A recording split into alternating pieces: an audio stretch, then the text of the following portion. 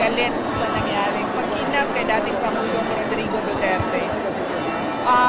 It is unthinkable that a government, no matter the political differences with the administration, would send a citizen to a foreign jurisdiction to be detained and tried for crimes against humanity na walang basehan at walang maayos na witnesses. So, galit ang mga tao.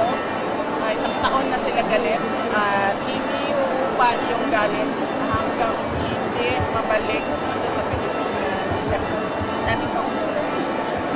Napag-usapan namin ng abogado ni dating Pangulong Rodrigo Duterte na every time merong opportunity na mag-apply ng interim release, si dating Pangulong Rodrigo Duterte ay gagawin yon. Kahit pa man hindi deny yun, at alam natin na hindi deny yun ng korte, gagawin pa rin natin.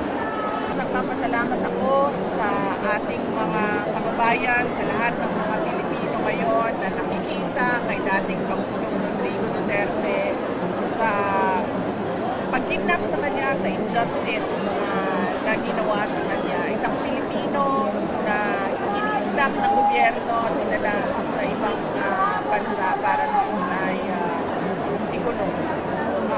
Nagpapasalamat kami sa kanilang pagdarasal